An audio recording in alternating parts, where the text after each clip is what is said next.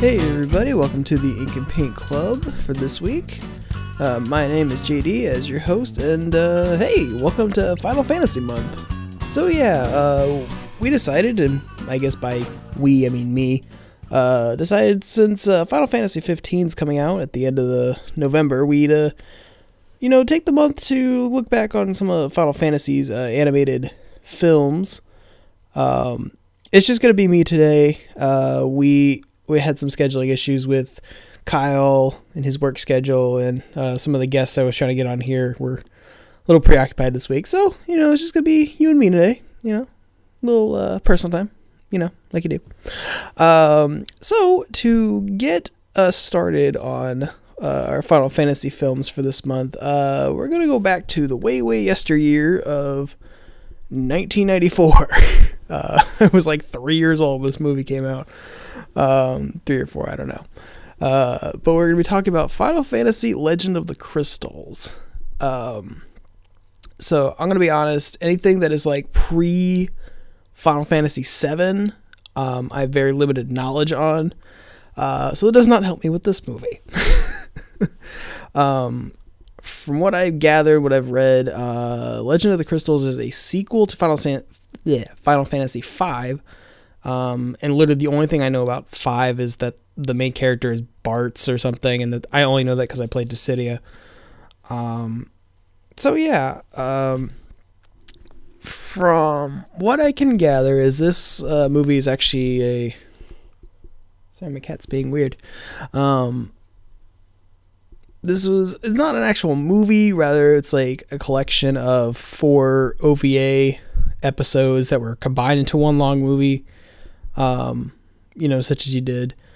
So yeah, we'll get into this. So I'll just go ahead and say this, even though I have like zero knowledge of like the world of Final Fantasy V, this movie is bizarre. It is bonkers. It makes no sense half the time. I watched this over the course of a couple days. You had to rewatch parts because I'd like be watching this at like 1 a.m. and I'd fall asleep during parts of it. So I've probably watched this thing at least 2 or 3 times in pieces at this point, and I still have no idea what happened in this movie. So basically you've got starts out with your very typical anime boy protagonist named Pretzels. I don't know if his actual full name is Pretzels, but I'm going to call him Pretzels. He's your, like I said, he's your typical anime protagonist. He's snarky, kind of a dick. And he's got his friend Lanali, who is this very stereotypical anime girl who's kind of like, your kind of so I want to what do I want to say here? She's a girl.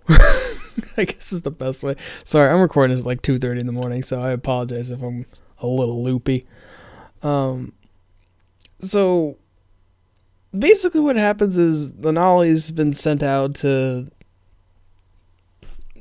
I guess, guard or protect this crystal thing that their world is like based on. Like, I guess there's like these 4 crystals and 3 of them are stolen. So she's like sent out to go check on the last one or whatever. And Pretz goes with her.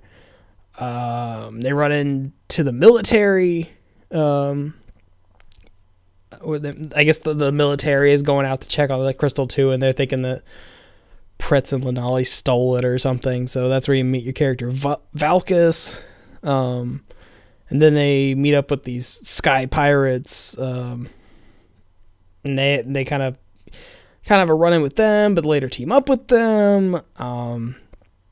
And I guess they meet up with this spirit of this character Mead, I guess so they kept calling him. I guess he was a character in Final Fantasy V. Again, I never played 5, so I have no reference for any of this.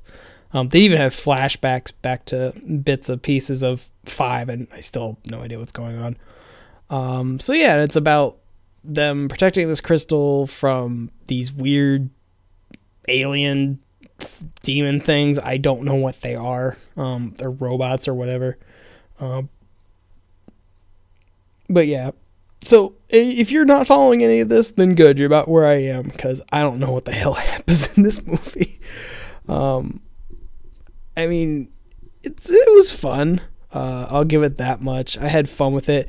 The beginning of it is a very slow burn. Like, part of the reason I had a hard time with this is because that first half hour is, it's so slow. I mean, even if I wasn't watching it at like 1 a.m, most of the time, I probably would have fallen asleep because. But once it gets going, once you meet all the characters, it kind of starts getting up there, starts moving along, and a lot of stuff just kind of happens. Stuff just happens for plot convenience. Like there's a bit where you got your party characters, you've Pretz, Lenali, Valkus, the Rouge, the Sky Pirate Queen, and Mead.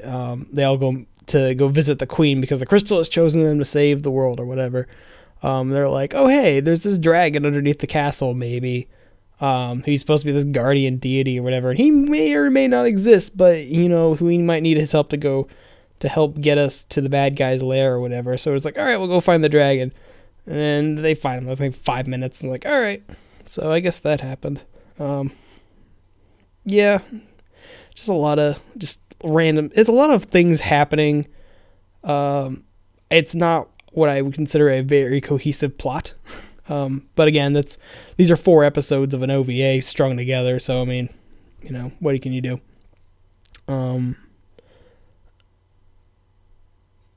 I like the characters. The more I got to know them.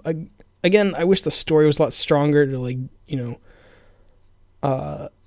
help these characters be a little more fleshed out. But I like the whole dynamic of you get this ragtag group of characters going together for this bigger cause or whatever, because you got Pretz, who's this sarcastic asshole, and you got Lenali, who's this really meek girl, and you got Valkus, who's this giant burly military man, you got Rouge, who's this scantily clad pirate lady, and then you've got Mead, who's this little midget mage man.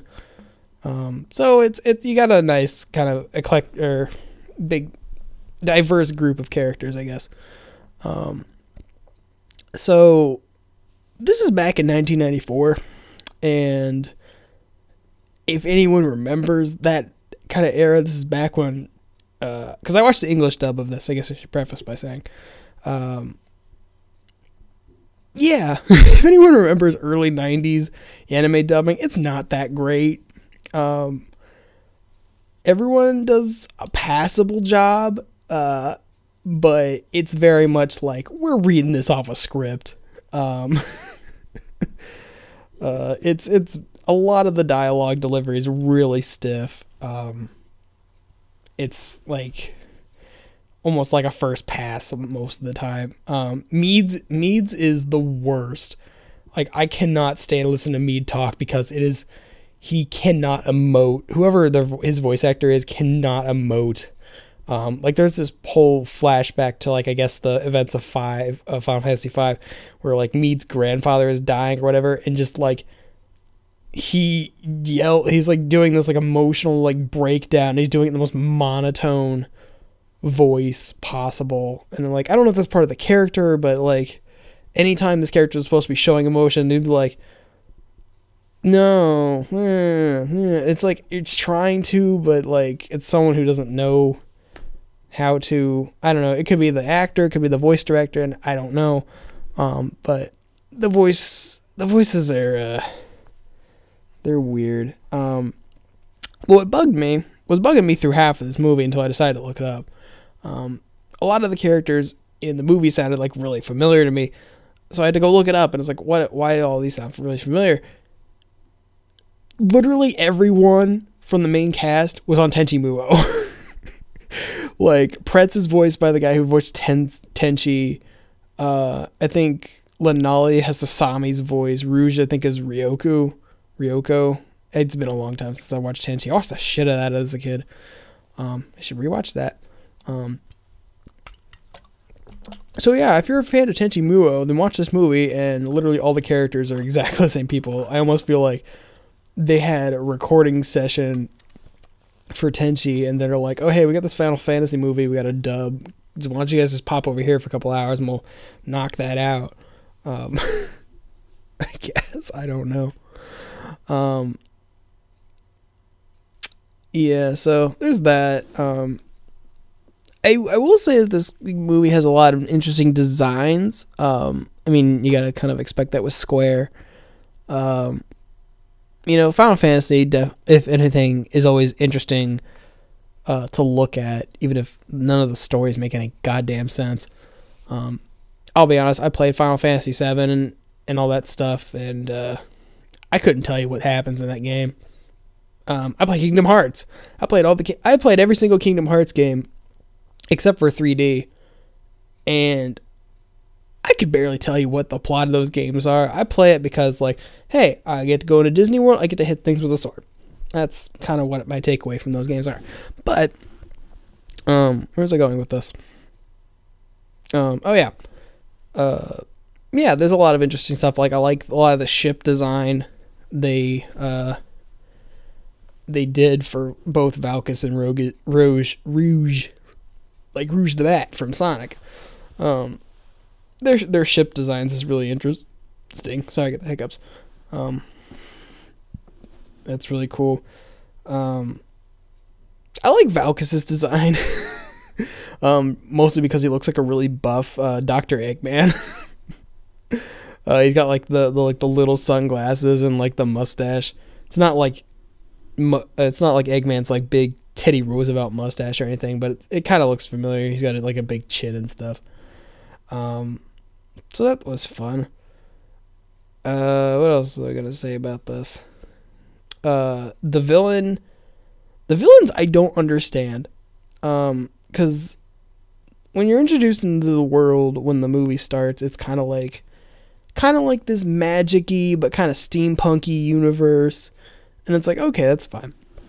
And you've got characters using magic, and there's a dragon, and all this stuff. But then the villains are like, I don't know what they are. They're kind of like robot space alien kind of deals. Like their hideout is in space. Like they have to leave. There's this funny joke towards the end of the movie where they have to like hitch a ride with the dragon because the dragon will get them into space to go to the bad guy's lair. And because, fucking no one's been in space in this world yet, Rouge and everyone's looking out the windows like, holy crap, our world is round. And they're like, what part of the world do we live on? And it's like, well, we can't live on the bottom, we'd fall off. So that was like one of the few times I had like a genuine laugh out of this movie. But yeah, the villains are weird. I couldn't tell you who the bad guy was in this movie. Like I honestly don't remember his name, and I finished watching this like 10 minutes ago. I guess he wants to turn into like a god of destruction or something like that. Raw bad guy, I guess, is what I took away. Yeah, the villain is like super forgettable in this. Yeah. And the way that they beat him at the end is such bullshit, because like the entire movie's building up to be like this, like he's gonna be like this invincible god. He even says just like, you think you can kill me because I'm a god, and I'm like, well, for some reason Lanali just shoots some spirit lasers at him, and then Pretz cuts him in half with his fucking giant Sephiroth sword, and I guess that's it. That's how it works. So yeah, the ending is super anticlimactic. It's basically like, raw bad guy, I'm bad, kill bad guy, movie ends. Yeah, and it all happens within the span of like maybe 5 minutes. And there's this super lame like wrap up at the end where I doubt it happens in the Japanese version, which I didn't watch. Where like basically Pretz and Lanali are explaining all of the entire what happened in the movie to Lanali's grandfather, who was in the beginning of the movie, but he got sick, so he couldn't go on the journey. But I don't know if that was the Japanese version, but it seemed really hokey and kind of forced in the English dub anyway. But one thing that was bugging me through this whole movie is like they never explain why Lenali has like magic powers. I guess she's a descendant of Bart's from Final Fantasy V, so maybe that's why she has magic powers. But they never explain why she does. She was just chosen by the crystal, so she can just fucking do rando magic things whenever she wants. Because like at the end of the movie, they're like trying to figure out how a way to like kill. I'm reading Wikipedia right now, and I could not tell you Raw Devil, or I cannot actually pronounce how this guy's actual name. But trying to figure out how to kill him, and then like Lenali just lights up, like just starts glowing and starts shooting spirit lasers at him. And it's like, okay, when were you gonna tell us that you could do that? So it's fucking weird. Also, something I thought was weird. I guess they hadn't nailed down what chocobos look like yet, because I guess Lenali can summon like chocobo mounts or something. She does it a couple of different times. But like chocobos look weird in this movie because they look like, I guess if you took all the feathers off a chocobo, like they look like a naked chicken.